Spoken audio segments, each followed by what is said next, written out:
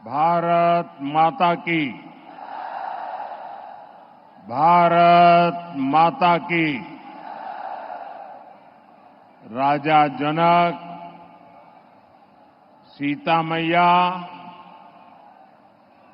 कविराज विद्यापति के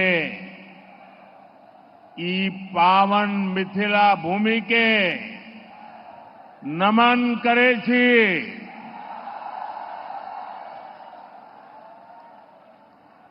ज्ञान, धान, पान, मखान, ये समृद्ध गौरवशाली धरती पर अपने सबके अभिनंदन करे छी।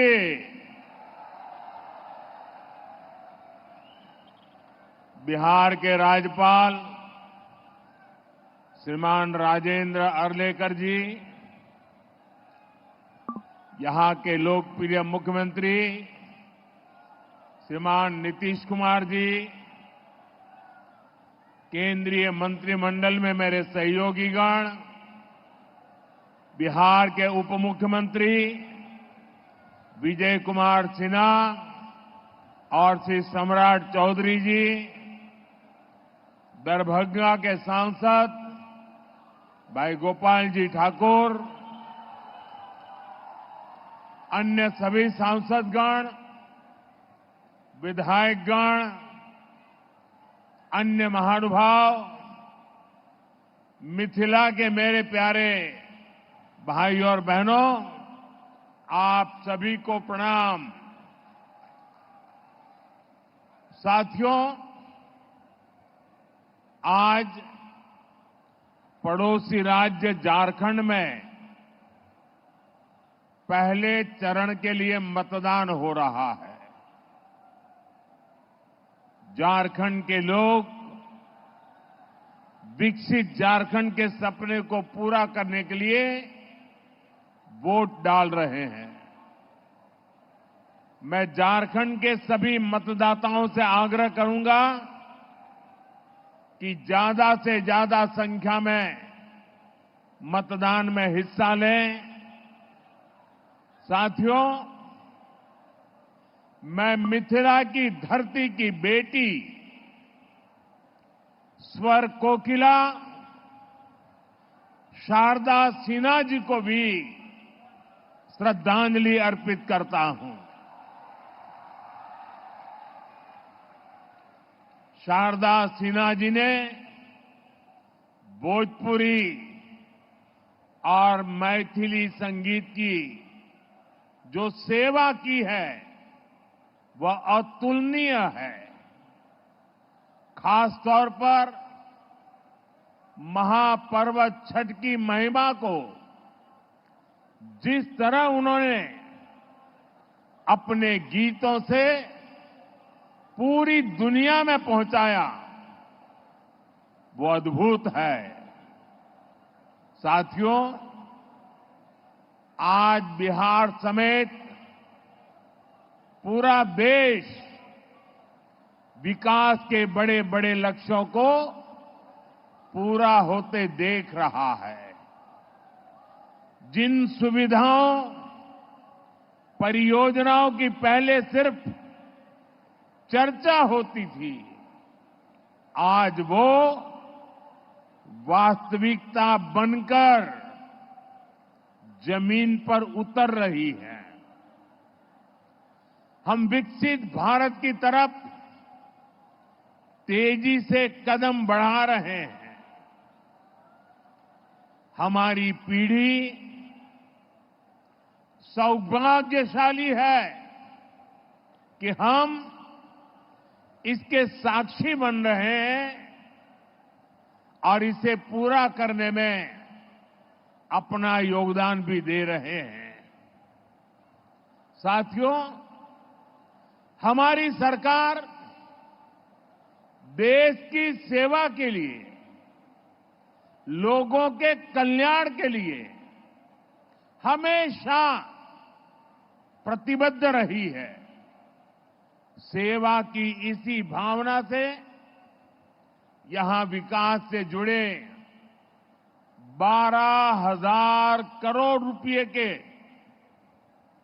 एक ही कार्यक्रम में 12,000 करोड़ रुपए का अलग अलग प्रोजेक्ट का शिलान्यास और लोकार्पण हुआ है। इसमें रोड, रेल और गैस इंफ्रास्ट्रक्चर से जुड़े अनेक प्रोजेक्ट्स हैं और सबसे बड़ी बात, दरभंगा में एम्स का सपना साकार होने की तरफ एक बड़ा कदम उठाया गया है। दरभंगा एम्स के निर्माण से बिहार के स्वास्थ्य क्षेत्र में बहुत बड़ा परिवर्तन आएगा। इससे मिथिला, कोसी और तिरहुत क्षेत्र के अलावा पश्चिम बंगाल और आसपास के कई क्षेत्रों के लोगों के लिए सुविधा होगी। नेपाल से आने वाले मरीज भी इस एम्स अस्पताल में इलाज करा सकेंगे। एम्स से यहां रोजगार, स्वरोजगार के अनेक नए अवसर बनेंगे। मैं दरभंगा को, मिथिला को, पूरे बिहार को इन विकास कार्यों के लिए बहुत बहुत बधाई देता हूं। साथियों, हमारे देश में सबसे बड़ी आबादी गरीब और मध्यम वर्ग की है और बीमारी भी सबसे अधिक इन्हीं वर्गों को प्रभावित करती है। इस वजह से इलाज पर इनका खर्च भी बहुत ज्यादा होता है। हम सब उसी पृष्ठभूमि के हैं, गरीब और सामान्य परिवारों से निकले हैं। इसलिए घर में कोई गंभीर रूप से बीमार पड़ता है तो कैसे पूरा घर संकट में आ जाता है, हम इस चिंता को भली भांति समझते हैं। और पहले के दौर में स्थितियां भी बहुत कठिन हुआ करती थी।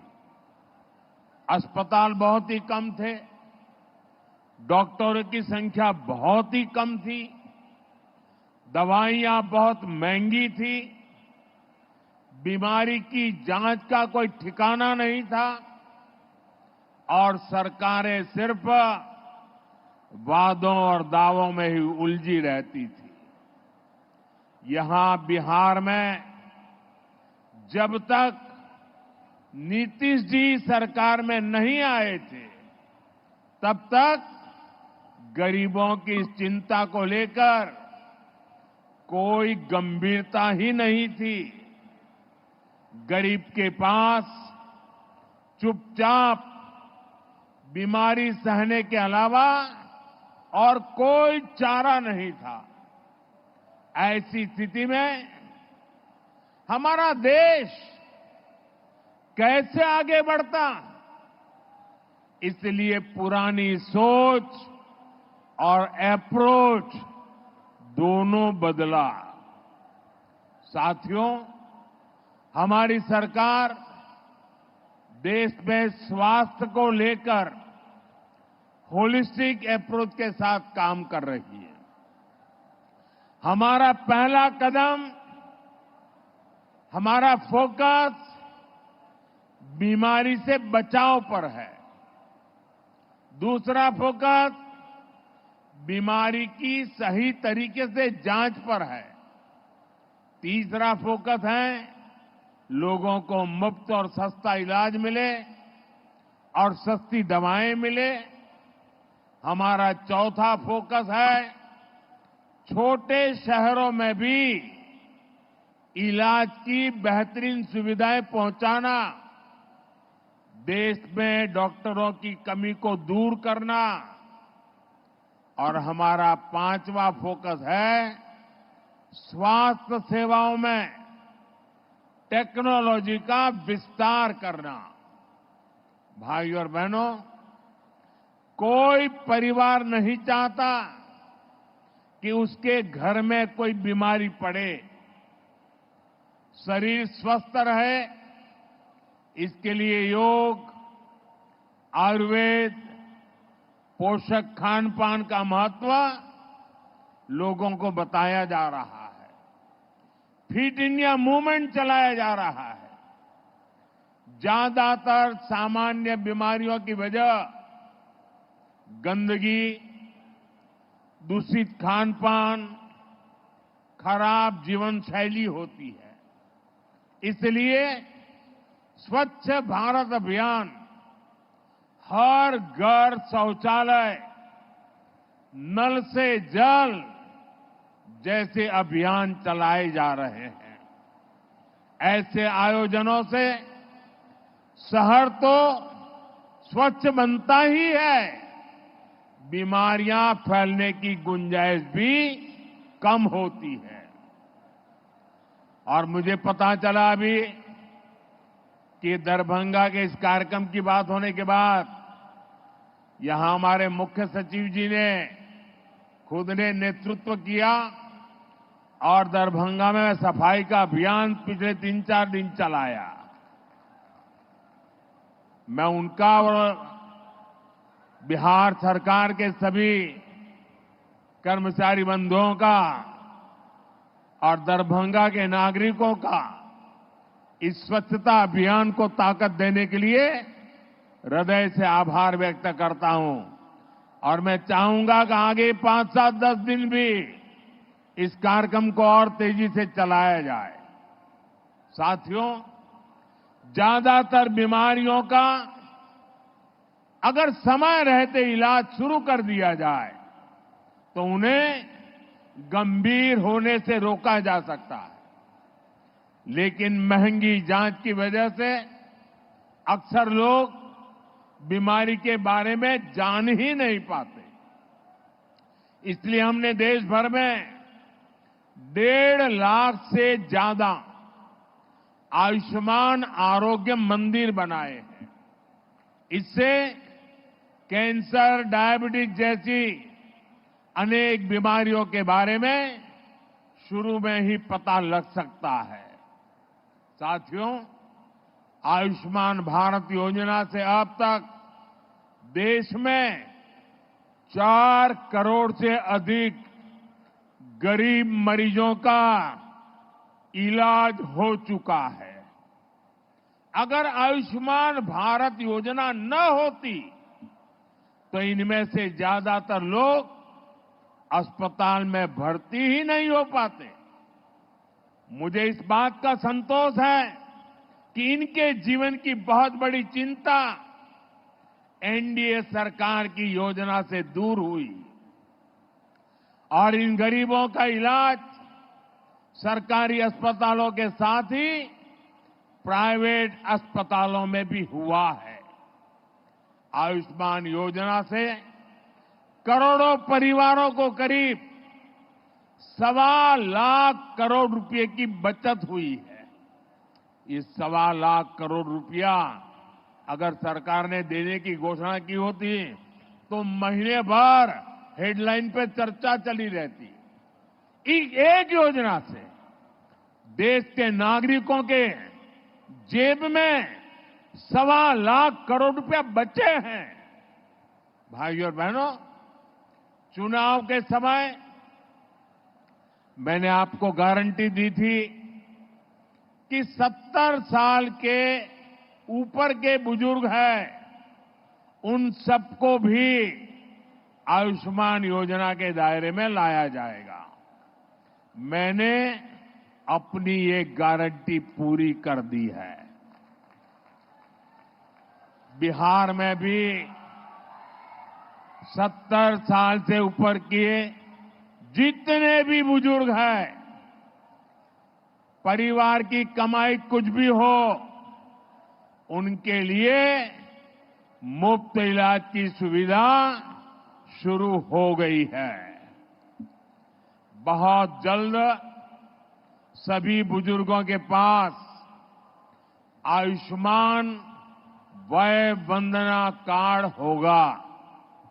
आयुष्मान के साथ साथ जन औषधि केंद्रों पर बहुत ही कम कीमत में दवाइयां दी जा रही है। साथियों, बेहतर आरोग्य का हमारा चौथा कदम है छोटे शहरों में भी इलाज की बेहतरीन सुविधाएं पहुंचाना, डॉक्टरों की कमी को दूर करना। आप देखिए, आजादी के 60 सालों तक देश में सिर्फ एक ही एम्स था और वो भी दिल्ली में। हर गंभीर बीमारी के लोग दिल्ली एम्स का रुख करते थे। कांग्रेस की सरकार के समय जो 4-5 एम्स और बनाने की घोषणा हुई, उनमें कभी ठीक से इलाज ही नहीं शुरू हो पाया। हमारी सरकार ने अस्पतालों की इन बीमारियों को भी दूर किया और देश के कोने कोने में नए एम्स भी बनाए। आज देश भर में करीब 2 दर्जन एम्स है। बीते 10 सालों में देश में मेडिकल कॉलेजों की संख्या भी करीब करीब 2 गुनी हुई है। इससे इलाज की सुविधा तो मिली है, बड़ी संख्या में हमारे युवा डॉक्टर भी बने हैं। दरभंगा एम्स से भी हर वर्ष बिहार के अनेक युवा डॉक्टर बनकर सेवा के लिए निकलेंगे। और एक महत्वपूर्ण काम हुआ है, पहले डॉक्टर बनना हो तो अंग्रेजी आना जरूरी था। अब मध्यम वर्ग गरीब परिवार के बच्चे अंग्रेजी में पढ़ाई कहां करेंगे, स्कूल में इतना पैसा कहां से लाएंगे। और इसलिए हमारी सरकार ने तय किया, अब डॉक्टर पढ़ना है या इंजीनियरिंग पढ़ना है, वो अपनी मातृभाषा में डॉक्टर बन सकता है, अपनी मातृभाषा में पढ़ करके इंजीनियर बन सकता है। और एक प्रकार से मेरा ये काम कर्पूरी ठाकुर जी को सबसे बड़ी श्रद्धांजलि है। वो यही सपना हमेशा देखते थे, उस काम को हमने किया है। पिछले 10 साल में हमने मेडिकल की 1 लाख नई सीटें जोड़ी है। हम आने वाले 5 साल में देश में मेडिकल की 75,000 नई सीटें जोड़ने वाले हैं। हमारी सरकार ने एक और बड़ा निर्णय लिया है, जिसका बिहार के युवाओं को भी बड़ा फायदा होगा। हम हिंदी और दूसरी भारतीय भाषाओं में भी मेडिकल की पढ़ाई का विकल्प दे रहे हैं। मकसद यही है कि गरीब, दलित, पिछड़े, आदिवासी परिवार की संतान भी डॉक्टर बन सके। साथियों, हमारी सरकार ने कैंसर से लड़ाई का भी एक बड़ा अभियान छेड़ा है। मुजफ्फरपुर में जो कैंसर अस्पताल बन रहा है, इससे बिहार के कैंसर मरीजों को बहुत लाभ होगा। इस अस्पताल में एक ही छत के नीचे कैंसर के इलाज की सभी सुविधाएं उपलब्ध होगी। अब तक जिन मरीजों को इलाज के लिए दिल्ली, मुंबई जाना पड़ता है, उन्हें यहीं पर बेहतर इलाज मिल सकेगा। और मुझे खुशी है कि बिहार को आने वाले समय में आंख का भी एक बड़ा अस्पताल मिलने जा रहा है। अभी हमारे मंगल जी बता रहे थे, कुछ दिन पहले जब मैं काशी में था तो वहां कांची कामकोटी के शंकराचार्य जी से आशीर्वाद से बहुत बड़ा आंखों का अस्पताल बना है। काशी में वो एक बहुत बढ़िया अस्पताल अभी बना है। मेरे यहां जब मैं गुजरात में था तो पहले मेरे गुजरात में बना था, तो मुझे लगा जो अस्पताल मेरे गुजरात में मैंने देखा बना, जो मैं काशी का एमपी बना वहां हुआ, उसकी सेवाएं भी उत्तम है। तो मैंने उनसे प्रार्थना की कि आंखों के ऐसी ही एक अस्पताल मुझे मेरे बिहार में चाहिए, और उन्होंने मेरे इस प्रस्ताव को स्वीकार कर लिया है। और अभी मुझे मुख्यमंत्री जी बता रहे थे कि उसमें प्रक्रिया बहुत तेजी से आगे बढ़ रही है, तो एक अच्छा आंख के लिए अस्पताल मिलेगा। आंख का ये नया अस्पताल भी इस क्षेत्र के लोगों की बहुत बड़ी मदद करेगा। साथियों, नीतीश बाबू के नेतृत्व में बिहार ने सुशासन का जो मॉडल विकसित करके दिखाया वो अद्भुत है। बिहार को जंगल राज से मुक्ति दिलाने में उनकी भूमिका, उसकी जितनी सराहना की जाए वो कम है। एनडीए की डबल इंजन की सरकार बिहार में विकास को गति देने के लिए प्रतिबद्ध है। बिहार का तेज विकास, यहां बेहतर इंफ्रास्ट्रक्चर और यहां के छोटे किसानों, छोटे उद्योगों को प्रोत्साहन देने से ही संभव होने वाला है। एनडीए सरकार इसी रोडमैप पर काम कर रही है। आज बिहार की पहचान यहां बनने वाले इंफ्रास्ट्रक्चर निर्माण, एयरपोर्ट, एक्सप्रेसवे से मजबूत हो रही है। दरभंगा में उड़ान योजना के तहत एयरपोर्ट शुरू हुआ है, जिससे दिल्ली, मुंबई जैसे शहरों तक सीधी उड़ान की सुविधा मिलने लगी है। बहुत जल्द यहां से रांची के लिए भी उड़ान शुरू हो जाएगी। 5,500 करोड़ रुपए की लागत से तैयार होने वाले आमद दरभंगा एक्सप्रेस पर भी काम चल रहा है। आज 3,400 करोड़ रुपए की लागत से सिटी गैस डिस्ट्रीब्यूशन के काम का शिलान्यास भी हुआ है। और घर में जैसे नल से जल आता है ना, वैसे ही नल से गैस आना शुरू हो जाएगा, और वो सस्ता भी होगा। विकास का ये महायज्ञ बिहार में इंफ्रास्ट्रक्चर को एक नई ऊंचाई पर ले जा रहा है। इससे यहां पर बड़ी संख्या में रोजगार के भी अवसर पैदा हो रहे हैं। साथियों, दरभंगा के बारे में कहा जाता है, पग पग पोखरी माछ मखान, मधुर बोल मुस्की मुख पान।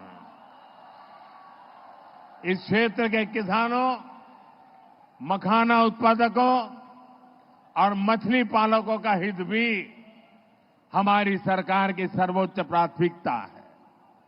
पीएम किसान सम्मान निधि के तहत बिहार के किसानों को 25,000 करोड़ रुपए से ज्यादा मिले हैं। मिथिला के किसानों को भी इस योजना का फायदा मिला है। हमारी one district one product scheme से यहां के मखाना उत्पादकों की पहुंच देश दुनिया के बाजारों तक हो रही है। मखाना उत्पादकों के हितों को ध्यान में रखते हुए मखाना अनुसंधान केंद्र को राष्ट्रीय संस्थान का दर्जा दिया गया है। मखाना को जीआई टैग भी मिला है। इसी तरह मत्स्य संपदा योजना के तहत अपने मछली पालक साथियों को हम हर स्तर पर मदद कर रहे हैं। मछली उत्पादकों को किसान क्रेडिट कार्ड का लाभ मिलने लगा है। यहां जो मीठे पानी की मछली है, उसका भी बहुत बड़ा बाजार है। पीएम मत्स्य संपदा योजना से भी उन्हें बहुत मदद मिल रही है।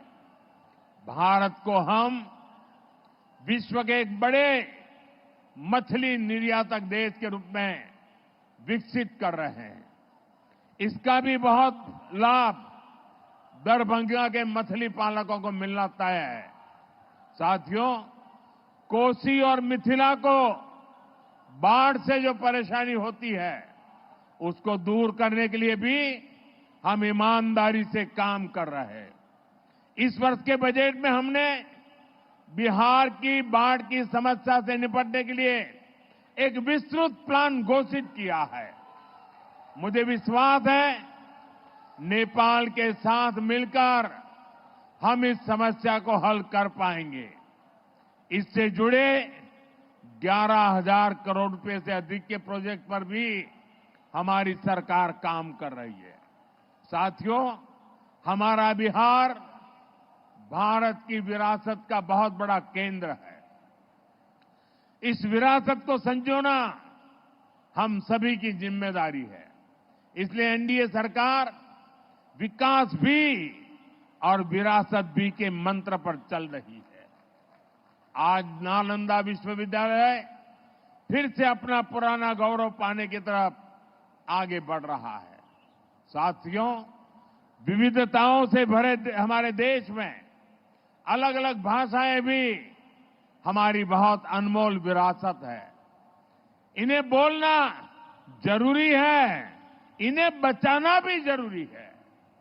हाल में ही हमने पाली भाषा को शास्त्रीय भाषा का दर्जा दिया है। इस भाषा में भगवान बुद्ध के संदेश और बिहार के प्राचीन गौरव का विस्तृत वर्णन है। इसकी जानकारी युवा पीढ़ी तक पहुंचाना जरूरी है। और मैं आपको याद दिलाना चाहूंगा, ये एनडीए सरकार ही है जिसने मैथिली भाषा को संविधान की 8वीं अनुसूची में शामिल किया था। झारखंड में भी मैथिली को द्वितीय राज्य भाषा दर्जा प्रदान किया गया है।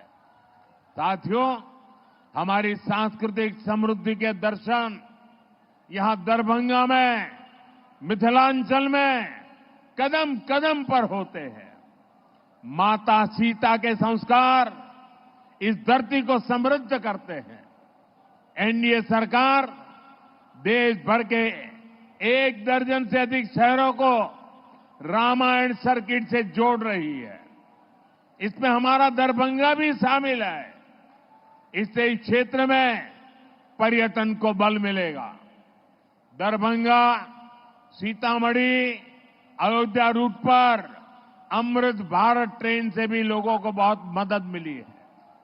साथियों, आपसे बात करते हुए आज मैं दरभंगा स्टेट के महाराजा कामेश्वर सिंह जी के योगदान को भी याद कर रहा हूं। आजादी के पहले और बाद में भारत के विकास में उनका महत्वपूर्ण योगदान रहा है। मेरे संसदीय क्षेत्र काशी में भी उनके कार्यों की बहुत चर्चा होती है। महाराजा कामेश्वर सिंह के समाज कार्य दरभंगा का गौरव है, हम सभी के लिए प्रेरणा है। साथियों, दिल्ली में, केंद्र में मेरी सरकार और यहां बिहार में नीतीश जी की सरकार मिलकर बिहार के हर सपने को पूरा करने के लिए काम कर रही है। हमारे विकास और जन कल्याण योजनाओं का ज्यादा से ज्यादा लाभ बिहार के लोगों को मिले, यही हमारा प्रयास है। मैं एक बार फिर दरभंगा एम्स के लिए, अन्य विकास परियोजनाओं के लिए आप सभी लोगों को बहुत बहुत बधाई देता हूं। आने वाले नेमान पर्व की भी आप सभी को बहुत बहुत शुभकामनाएं। मेरे साथ बोलिए, भारत माता की, भारत माता की, भारत माता की। बहुत बहुत धन्यवाद।